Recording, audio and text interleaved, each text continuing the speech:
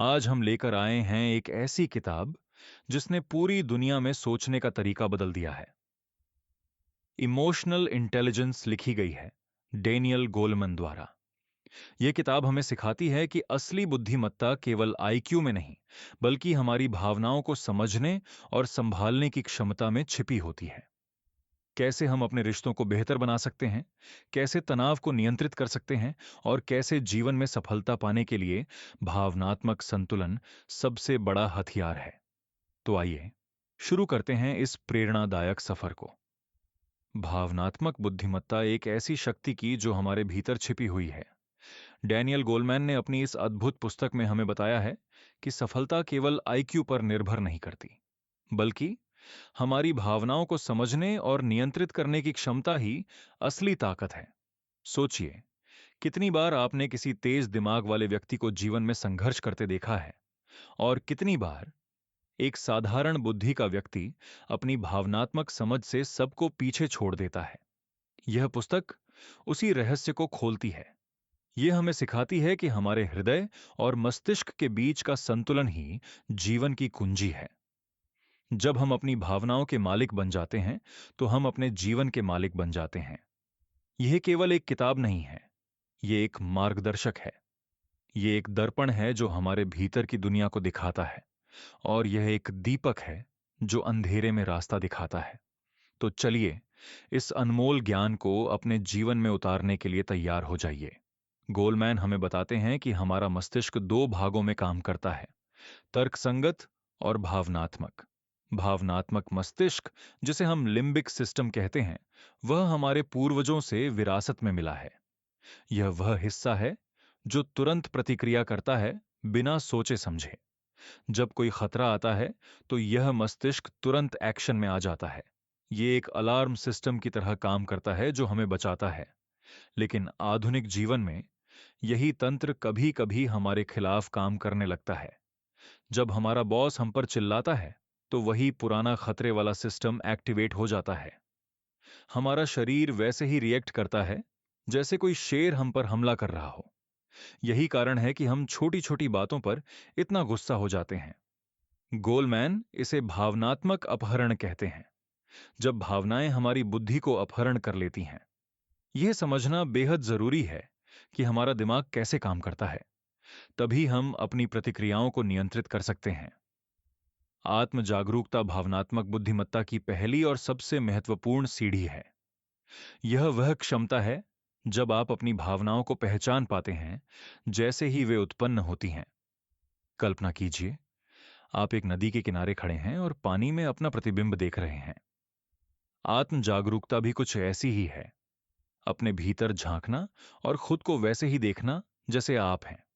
जो लोग आत्म जागरूक होते हैं, वे अपनी भावनाओं के साथ बहते नहीं, बल्कि उन्हें देखते हैं। वे जानते हैं कि अभी वे गुस्से में हैं, या उदास हैं, या खुश हैं। यह जागरूकता ही उन्हें शक्ति देती है कि वे अपनी प्रतिक्रिया चुन सकें। गोलमैन बताते हैं कि जो व्यक्ति अपनी भावनाओं को नहीं पहचानता, वह उनका गुलाम बन जाता है। वह अपनी भावनाओं के अनुसार नहीं, बल्कि उनके कारण जीता है।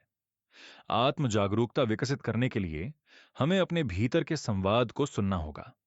हमें रुकना होगा, ठहरना होगा और अपने आप से पूछना होगा, मैं कैसा महसूस कर रहा हूं? यह सरल प्रश्न जीवन बदल सकता है। एक बार जब हम अपनी भावनाओं को पहचान लेते हैं, तो अगला कदम है उन्हें प्रबंधित करना। यह वैसा है जैसे आप एक जंगली घोड़े को काबू में करना सीख रहे हों। भावनाओं को दबाना या नकारना समाधान नहीं है, बल्कि उन्हें स्वीकार करके उनके साथ बुद्धिमानी से व्यवहार करना है। गोलमैन हमें बताते हैं कि गुस्से को संभालना सबसे बड़ी चुनौती है। जब गुस्सा आता है, तो हमारा शरीर एड्रेनालिन से भर जाता है, हृदय तेज धड़कने लगता है। इस समय कोई भी निर्णय लेना खतरनाक हो सकता है। सबसे अच्छी तकनीक है रुकना, गहरी सांस लेना और स्थिति से कुछ दूरी बनाना। कुछ मिनट की प्रतीक्षा आपको एक गलत निर्णय से बचा सकती है। चिंता को संभालना भी उतना ही महत्वपूर्ण है। चिंता एक ऐसा दलदल है जो हमें अंदर ही अंदर खींचता रहता है। इससे बाहर निकलने के लिए हमें अपने विचारों को चुनौती देनी होगी। हमें खुद से पूछना होगा, क्या यह विचार वास्तविक है या केवल कल्पना? भावनाओं का प्रबंधन एक कला है जो अभ्यास से आती है।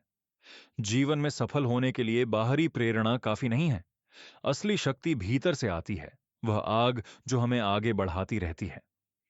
गोलमैन बताते हैं कि भावनात्मक रूप से बुद्धिमान लोग अपने लक्ष्यों के प्रति गहराई से प्रतिबद्ध होते हैं।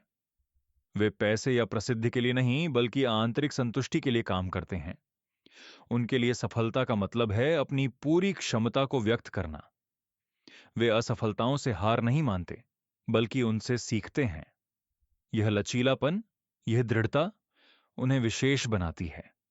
स्वयं को प्रेरित करने का मतलब है तुरंत संतुष्टि को टाल देना। जैसे एक बच्चा मार्शमैलो टेस्ट में धैर्य दिखाता है, वैसे ही हमें भी अपनी इच्छाओं पर नियंत्रण रखना सीखना होगा।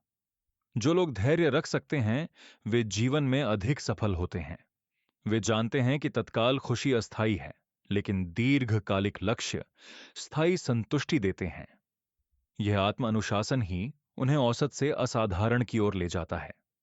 आशावाद भी स्वयं प्रेरणा का एक महत्वपूर्ण हिस्सा है, क्योंकि जो विश्वास करते हैं कि वे सफल हो सकते हैं, वे वास्तव में सफल होते हैं। सहानुभूति भावनात्मक बुद्धिमत्ता का हृदय है।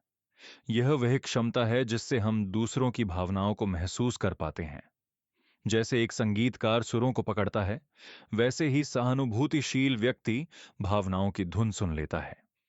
यह केवल शब्दों को सुनना नहीं है, बल्कि उन शब्दों के पीछे के दर्द, खुशी, डर को समझना है। जब आप किसी से बात कर रहे होते हैं, तो क्या आप सच में सुन रहे हैं या सिर्फ जवाब देने की तैयारी कर रहे हैं? सहानुभूति मांगती है कि हम अपने अहंकार को एक तरफ रखें और सामने वाले की दुनिया में प्रवेश करें। यह सबसे कठिन कामों में से एक है, क्योंकि हम सब अपने अनुभवों में इतने खोए रहते हैं। लेकिन जब हम सच में किसी को समझते हैं, तो एक गहरा संबंध बनता है। गोलमैन बताते हैं कि सहानुभूति का मतलब यह नहीं कि आप सबसे सहमत हों।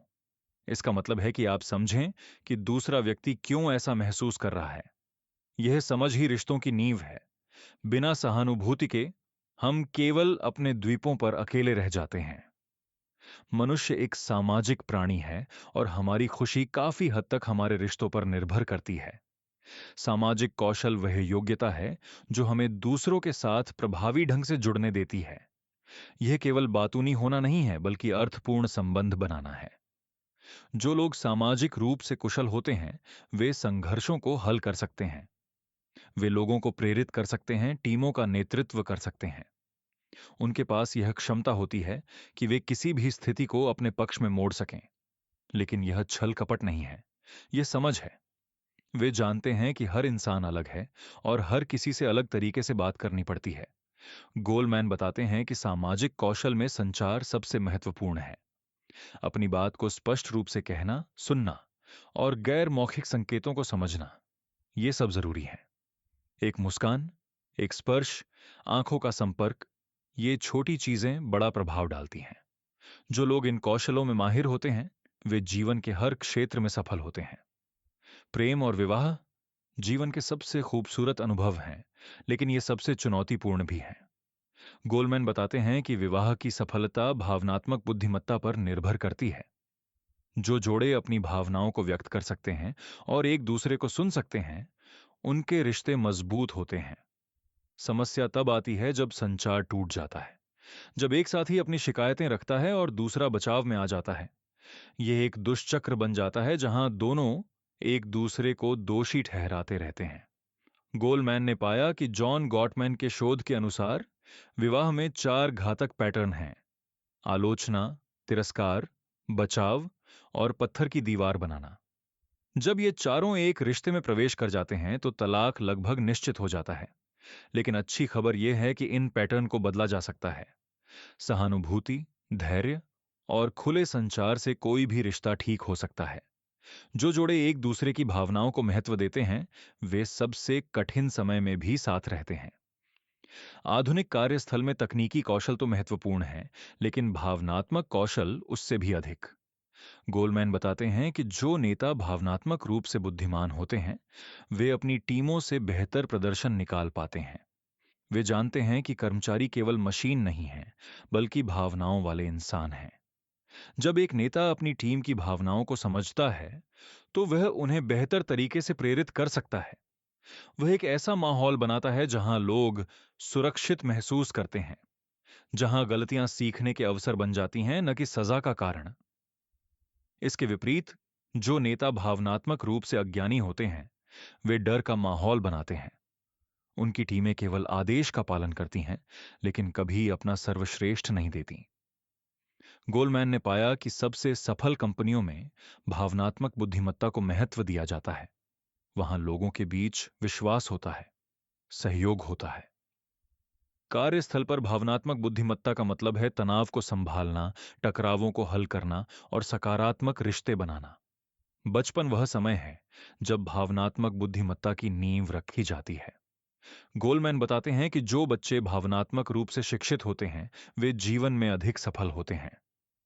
माता पिता की भूमिका यहां सबसे महत्वपूर्ण है। जब माता पिता अपने बच्चों की भावनाओं को समझते और स्वीकार करते हैं, तो बच्चे भी अपनी भावनाओं को समझना सीखते हैं। उन्हें यह सिखाना जरूरी है कि गुस्सा आना सामान्य है, लेकिन उसे कैसे व्यक्त करें, यह महत्वपूर्ण है। बच्चों को यह सीखना चाहिए कि हर भावना मान्य है, लेकिन हर व्यवहार नहीं। स्कूलों में भी भावनात्मक शिक्षा दी जानी चाहिए। कुछ स्कूलों ने इसे अपने पाठ्यक्रम में शामिल किया है और परिणाम अद्भुत रहे हैं। बच्चों में हिंसा कम हुई है, शैक्षणिक प्रदर्शन बेहतर हुआ है, वे अधिक जिम्मेदार और सहानुभूतिशील बने हैं। गोलमैन कहते हैं कि भावनात्मक शिक्षा केवल बच्चों के लिए नहीं, बल्कि समाज के लिए एक निवेश है।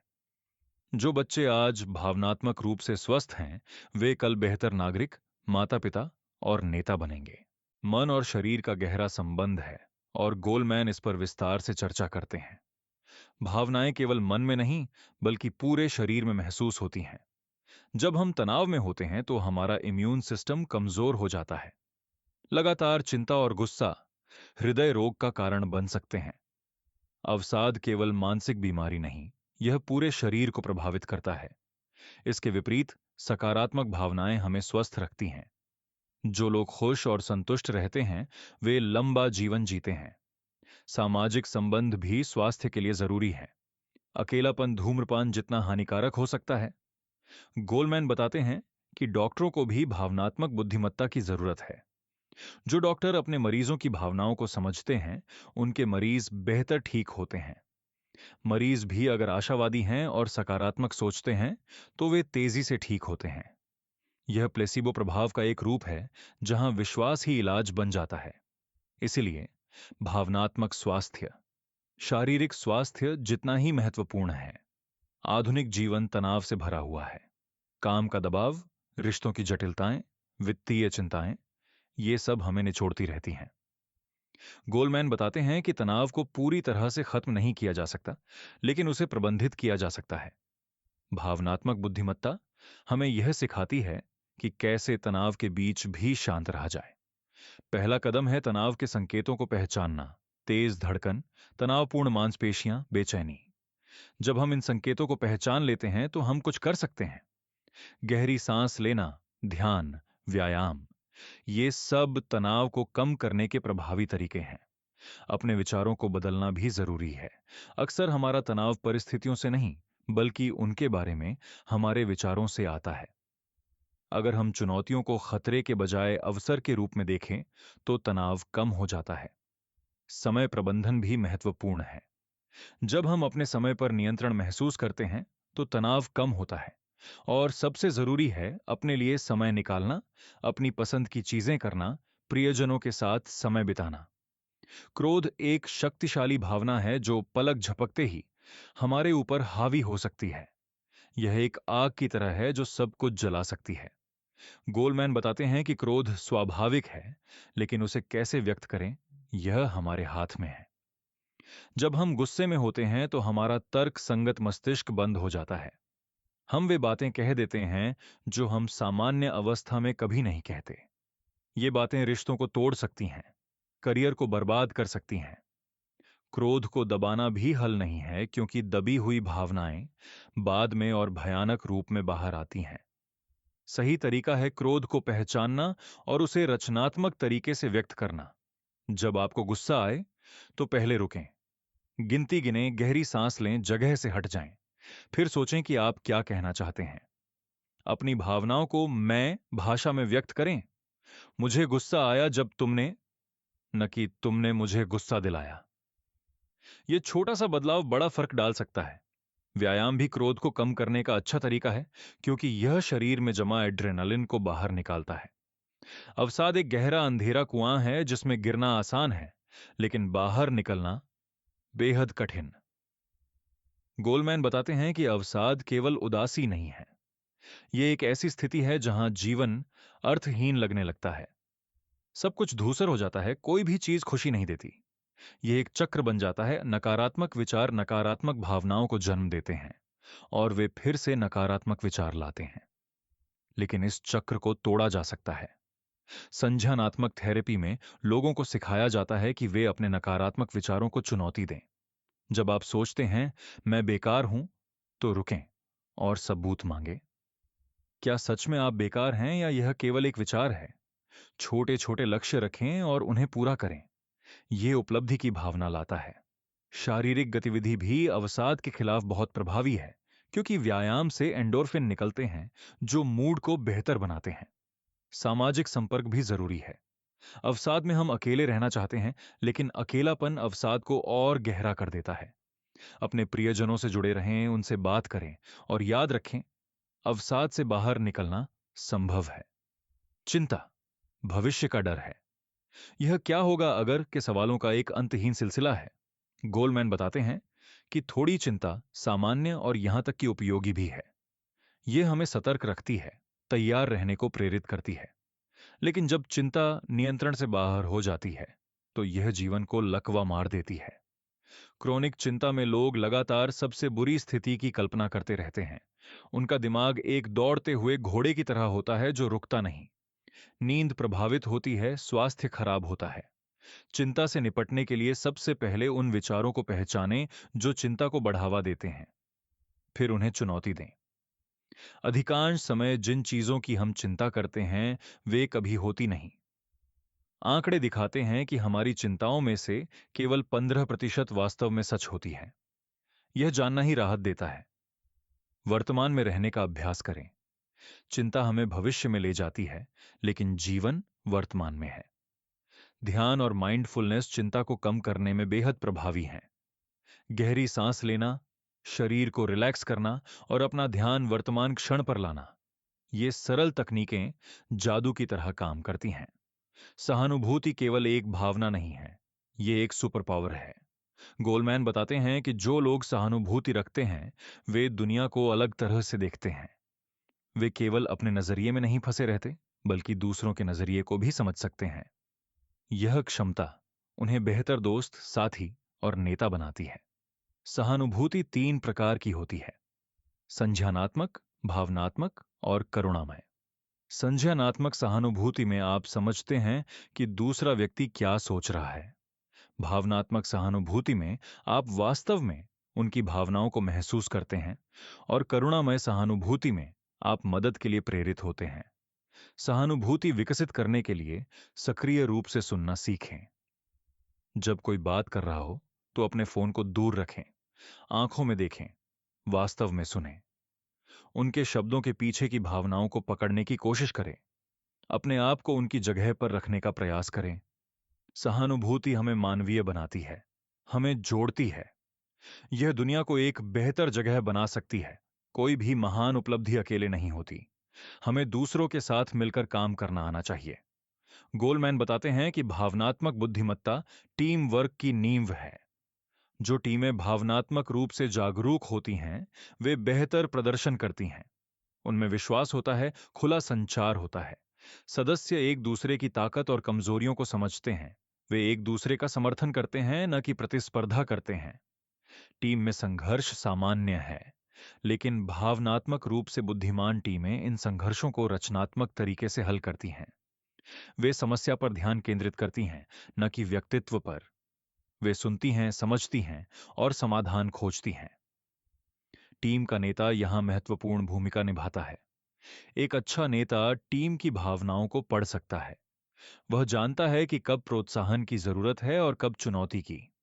वह एक सुरक्षित वातावरण बनाता है जहां लोग गलतियां कर सकते हैं और सीख सकते हैं।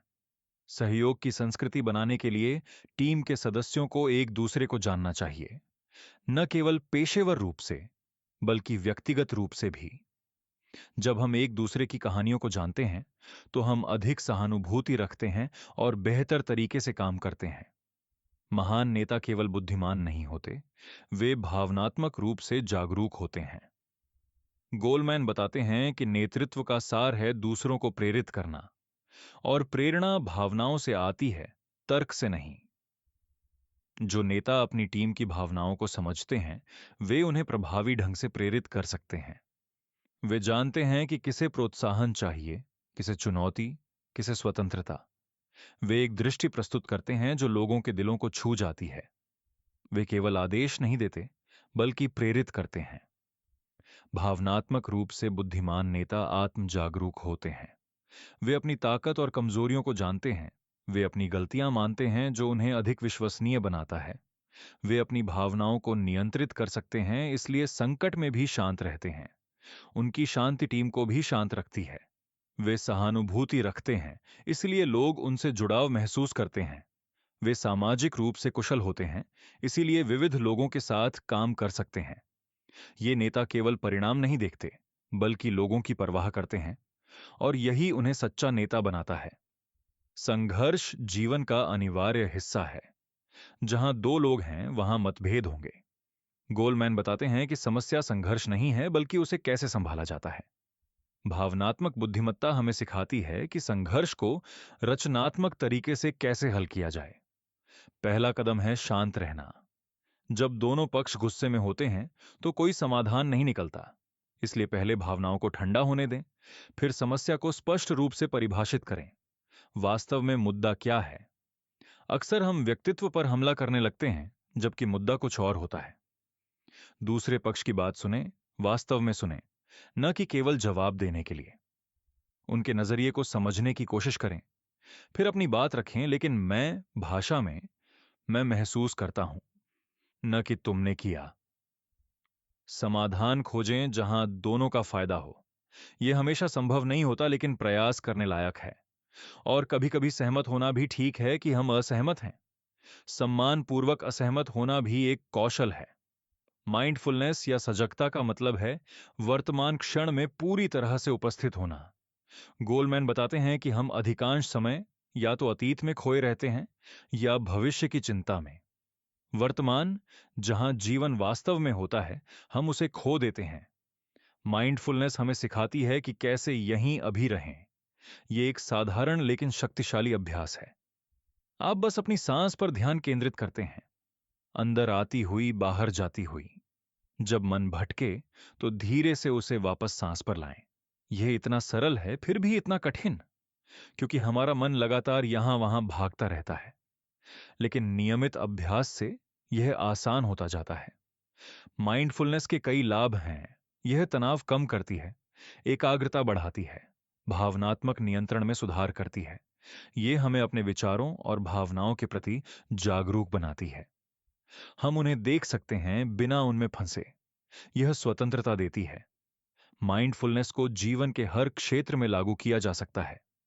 खाते समय, चलते समय, बात करते समय। जब हम पूरी तरह से उपस्थित होते हैं तो जीवन अधिक समृद्ध हो जाता है। आत्मनियंत्रण या आत्म अनुशासन जीवन में सफलता की कुंजी है। गोलमैन प्रसिद्ध मार्शमैलो प्रयोग का उल्लेख करते हैं। इसमें बच्चों को एक मार्शमैलो दिया गया और कहा गया कि अगर वे 15 मिनट तक इंतजार करें तो उन्हें 2 मार्शमैलो मिलेंगे। कुछ बच्चे इंतजार कर सके, कुछ नहीं। वर्षों बाद जो बच्चे इंतजार कर सके थे, वे जीवन में अधिक सफल पाए गए। उनके रिश्ते बेहतर थे, करियर अच्छा था, स्वास्थ्य बेहतर था। यह दिखाता है कि तुरंत संतुष्टि को टाल देने की क्षमता कितनी महत्वपूर्ण है। आत्मनियंत्रण का मतलब है अपनी इच्छाओं को नियंत्रित करना, आवेगों को रोकना। यह आसान नहीं है, खासकर आधुनिक दुनिया में, जहां हर चीज तुरंत उपलब्ध है। लेकिन यह सीखा जा सकता है। छोटे लक्ष्य रखें और उन्हें पूरा करें। हर बार जब आप अपनी इच्छा को नियंत्रित करते हैं, तो आपकी इच्छा शक्ति की मांसपेशी मजबूत होती है। अपने आप को प्रलोभनों से दूर रखें। अगर आप डाइट पर हैं तो घर में जंक फूड न रखें। अपने लक्ष्यों को याद रखें। जब आप बड़ी तस्वीर देखते हैं तो छोटे प्रलोभनों का विरोध करना आसान होता है। आत्मनियंत्रण केवल ना कहना नहीं है, यह अपनी प्राथमिकताओं के प्रति हां कहना है। हम दुनिया को कैसे देखते हैं, यह हमारे जीवन को परिभाषित करता है। गोलमैन बताते हैं कि आशावादी और निराशावादी लोग एक ही घटना को अलग तरह से देखते हैं। जब कुछ बुरा होता है तो निराशावादी सोचता है, यह हमेशा मेरे साथ होता है, मैं बेकार हूं, सब कुछ बर्बाद हो गया। आशावादी सोचता है, यह एक बुरा दिन था, मैंने गलती की, लेकिन मैं इससे सीखूंगा, कल बेहतर होगा। यह छोटा सा अंतर जीवन में बड़ा फर्क डालता है। आशावादी लोग अधिक सफल होते हैं क्योंकि वे हार नहीं मानते। जब वे असफल होते हैं तो वे फिर से प्रयास करते हैं। निराशावादी हार मान लेते हैं।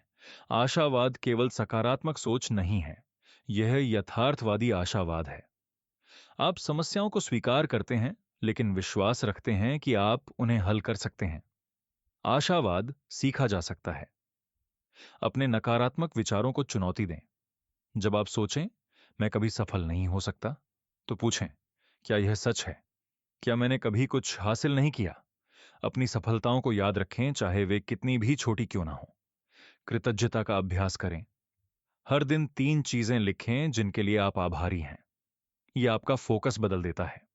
समस्याओं से समाधानों की ओर, अभाव से प्रचुरता की ओर। गोलमैन का मानना है कि भावनात्मक बुद्धिमत्ता को स्कूलों में पढ़ाया जाना चाहिए। यह गणित और विज्ञान जितना ही महत्वपूर्ण है, शायद अधिक, क्योंकि भावनात्मक कौशल जीवन के हर क्षेत्र में काम आते हैं। कुछ स्कूल पहले ही भावनात्मक शिक्षा कार्यक्रम चला रहे हैं। इन कार्यक्रमों में बच्चों को सिखाया जाता है कि वे अपनी भावनाओं को कैसे पहचानें और व्यक्त करें। उन्हें सहानुभूति, संघर्ष समाधान और टीम वर्क सिखाया जाता है। परिणाम आश्चर्यजनक रहे हैं। इन स्कूलों में हिंसा कम हुई है, शैक्षणिक प्रदर्शन बेहतर हुआ है, बच्चे अधिक जिम्मेदार और सहयोगी बने हैं, वे तनाव को बेहतर तरीके से संभाल पाते हैं। ये कौशल उन्हें जीवन भर काम आएंगे। भावनात्मक शिक्षा केवल बच्चों के लिए नहीं है, वयस्कों को भी इसकी जरूरत है। कार्यस्थलों में, अस्पतालों में, जेलों में, हर जगह भावनात्मक शिक्षा लागू की जा सकती है। जब लोग अपनी भावनाओं को समझते हैं तो वे बेहतर निर्णय लेते हैं। जब वे दूसरों की भावनाओं को समझते हैं तो रिश्ते सुधरते हैं। एक भावनात्मक रूप से शिक्षित समाज एक स्वस्थ, खुशहाल समाज होता है। यह कोई दूर का सपना नहीं है, यह संभव है। और यह हम में से हर एक से शुरू होता है। प्रेम केवल एक भावना नहीं है, यह एक कौशल है जिसे सीखा जा सकता है। गोलमैन बताते हैं कि सफल रिश्ते भाग्य या संयोग नहीं हैं, वे भावनात्मक बुद्धिमत्ता का परिणाम हैं। जो जोड़े लंबे समय तक खुश रहते हैं, वे कुछ चीजें अलग तरीके से करते हैं। वे एक दूसरे की छोटी छोटी भावनाओं पर ध्यान देते हैं। जब एक साथी कुछ साझा करता है तो दूसरा ध्यान से सुनता है। वे एक दूसरे की सफलताओं का जश्न मनाते हैं। वे संघर्षों को टालते नहीं, बल्कि उन्हें सम्मानपूर्वक हल करते हैं। वे माफी मांगना और माफ करना जानते हैं। वे एक दूसरे को बदलने की कोशिश नहीं करते, बल्कि स्वीकार करते हैं। भावनात्मक रूप से बुद्धिमान जोड़े हम में सोचते हैं, न कि मैं और तुम में। वे समझते हैं कि रिश्ता एक टीम है, प्रतिस्पर्धा नहीं। वे अपनी जरूरतों को व्यक्त करना जानते हैं बिना मांग किए। वे छोटे छोटे स्नेह के इशारे करते हैं, एक मुस्कान, एक स्पर्श, एक प्रशंसा। ये छोटी चीजें रिश्ते को जीवित रखती हैं। प्रेम केवल एक महसूस करने वाली चीज नहीं है, यह एक क्रिया है। यह हर दिन एक दूसरे को चुनना है। और भावनात्मक बुद्धिमत्ता हमें सिखाती है कि यह कैसे करें। भावनात्मक बुद्धिमत्ता को विकसित करना एक यात्रा है, मंजिल नहीं। गोलमैन बताते हैं कि हम सभी इस यात्रा में कहीं ना कहीं हैं। कुछ अभी शुरू कर रहे हैं, कुछ आगे बढ़ चुके हैं, लेकिन कोई भी पूर्ण नहीं है। और यह ठीक है। महत्वपूर्ण है लगातार सीखना और बढ़ना। परिवर्तन आसान नहीं है। हमारे पुराने पैटर्न, हमारी पुरानी आदतें गहराई से जड़ें जमाए हुए हैं। उन्हें बदलने में समय लगता है, धैर्य की जरूरत होती है, लेकिन यह संभव है। न्यूरोप्लास्टिसिटी, मस्तिष्क की नए कनेक्शन बनाने की क्षमता, हमें बताती है कि हम किसी भी उम्र में बदल सकते हैं। हर बार जब आप एक नई भावनात्मक प्रतिक्रिया चुनते हैं, तो आप अपने मस्तिष्क में नए रास्ते बनाते हैं। शुरुआत में यह कठिन होता है, लेकिन अभ्यास से यह आसान होता जाता है। छोटी शुरुआत करें। हर दिन एक चीज चुनें जिस पर आप काम करेंगे। शायद आज आप अपने गुस्से पर ध्यान देंगे, कल शायद आप अधिक सहानुभूति दिखाएंगे। परिवर्तन धीमा हो सकता है, लेकिन यह वास्तविक है। और जब आप पीछे मुड़कर देखेंगे, तो आप अचंभित होंगे कि आप कितनी दूर आ गए हैं। भावनात्मक बुद्धिमत्ता की यात्रा वास्तव में आत्मखोज की यात्रा है। यह खुद को जानना, खुद को स्वीकार करना और खुद का सर्वश्रेष्ठ संस्करण बनना है। हम इस यात्रा के अंत में पहुंच गए हैं, लेकिन वास्तव में यह एक नई शुरुआत है। डैनियल गोलमैन ने हमें एक अमूल्य उपहार दिया है, अपनी भावनाओं को समझने और उपयोग करने का ज्ञान। यह पुस्तक केवल सूचना नहीं है, यह एक जीवन परिवर्तक मार्गदर्शिका है। हमने सीखा कि सफलता केवल बुद्धि पर निर्भर नहीं करती, बल्कि हमारी भावनात्मक समझ पर भी। हमने देखा कि हमारा मस्तिष्क कैसे काम करता है और हम अपनी प्रतिक्रियाओं को कैसे नियंत्रित कर सकते हैं। हमने आत्म जागरूकता, आत्मनियंत्रण, प्रेरणा, सहानुभूति और सामाजिक कौशल के बारे में जाना। ये 5 स्तंभ हैं जिन पर भावनात्मक बुद्धिमत्ता टिकी है। हमने सीखा कि इन कौशलों को कैसे विकसित किया जाए। हमने देखा कि भावनात्मक बुद्धिमत्ता कैसे हमारे रिश्तों को बेहतर बनाती है, हमारे करियर में मदद करती है, हमारे स्वास्थ्य को सुधारती है। यह केवल व्यक्तिगत लाभ की बात नहीं है। जब हम भावनात्मक रूप से बुद्धिमान होते हैं, तो हम अपने आसपास की दुनिया को भी बेहतर बनाते हैं। हम बेहतर माता-पिता, साथी, दोस्त, सहकर्मी और नागरिक बनते हैं। तो अब क्या? अब यह ज्ञान को जीवन में उतारने का समय है। छोटी शुरुआत करें, लेकिन शुरुआत करें। और याद रखें, यह यात्रा जीवन भर चलेगी। हर दिन सीखने और बढ़ने का एक नया अवसर है। आपकी भावनाएं आपकी दुश्मन नहीं हैं, वे आपकी मार्गदर्शक हैं। उन्हें सुनें, समझें और बुद्धिमानी से उपयोग करें। यही भावनात्मक बुद्धिमत्ता का सार है।